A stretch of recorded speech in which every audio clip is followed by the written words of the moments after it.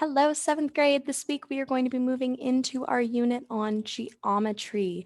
So we are going to start by talking about circles. Now, when you have a circle, right? So this circle right here, the green outline, that green outline represents what we call the circumference. So that is the distance around the outside of a circle. For example, if you were making a hula hoop and you wanted to know, well, how much stuff do I need to make my hula hoop? You're looking at the circumference. You're looking at how much distance is there around this circle. And the circumference deals with a couple of other vocab words that we need to know as well. So we have what's called a diameter.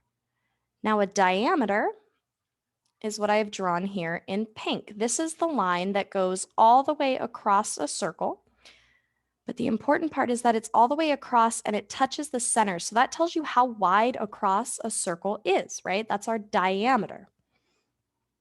Now, most of the time when we deal with circles, we're looking at something called the radius. So I'm going to draw that here in orange. The radius is only half of the diameter. So the radius is from the center to an edge here. And I'll draw another one so you can see the radius is like that. Okay. In order to find a circumference, you would use this formula. Circumference is 2 times pi times the radius. And for the purposes of our class right now, when we talk about pi, we are talking about the number 3.14. So circumference is 2 pi times the radius. Okay, so if they say your radius is 3, then you would have 2 times 3.14. And you're going to substitute 3 in for your radius. And that's just a multiplication problem. Type it out. Okay.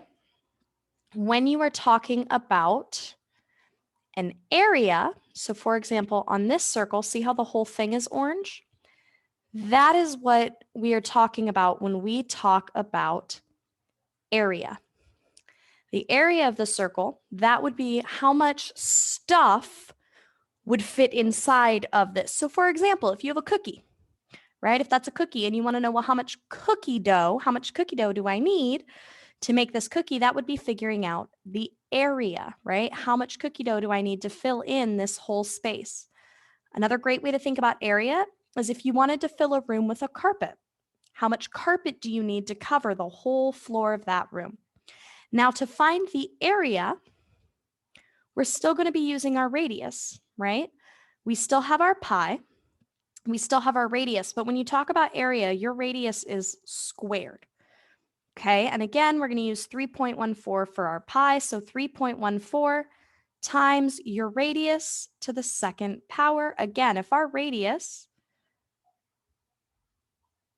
is equal to 3, then you would just substitute 3.14 times 3 to the second power. Okay, so these are some of the basics, the vocab that we need. Now we're going to actually look at utilizing these to solve our problems. So we are going to need to find the radius, the diameter, the circumference, and the area of these 5 circles here. So I'm going to do one of these with you. What you'll notice is they're going to give you a number here. So remembering what we said on a circle, the radius is from the center to the edge. So if our radius is 12, then the diameter is going to be 2 of those. So 12 times 2 is 24. Okay, working backwards. If your radius is 18, or excuse me, if your diameter is 18, then half of that 18 is going to be 9. Okay, so there's radius and diameter from each other. If we want to find our circumference, right? Remember that equation. Circumference is 2 times, we're going to use 3.14 for pi, times your radius. So if my radius here is 12, times your 12, and we can start multiplying. 2 times 12 is 24. 24 times 3.14, use a handy dandy calculator. Again, I'm just using my phone for that, but we're going to use our handy dandy calculator. And 24 times 3.14 gives me 75.36 for my circumference. Okay, so on my circle here, my radius is 12. My diameter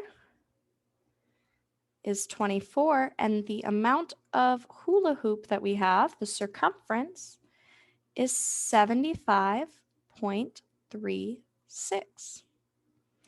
Last bit is to find the area. Now that's how much stuff is inside of all of this. So remember, area is your pi, your 3.14, times our radius, 12, to the second power. So 12 to the second power, that's 12 times 12, which is 144. 144 times our 3.14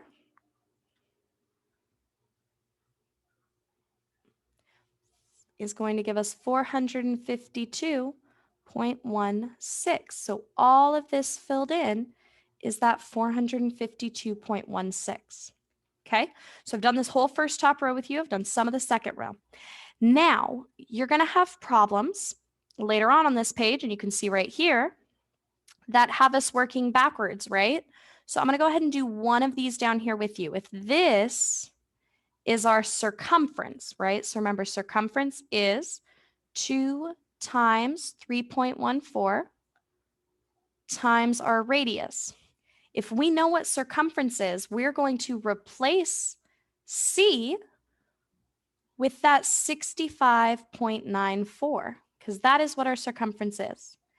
And now we're going to use our algebra tools that we learned in the equations unit to solve this to get R by itself. So since all of this is multiplication, right? 2 times 3.14, well, that's going to give me 6.28 R. We're going to work backwards using those algebra rules, right? That's a multiplication. We're going to divide to get that away from it.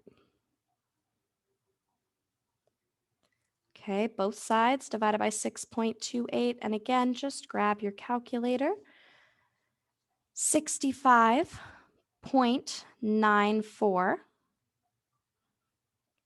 divided by 6.28 gives me 10.5 for an answer. So 10.5 is my radius.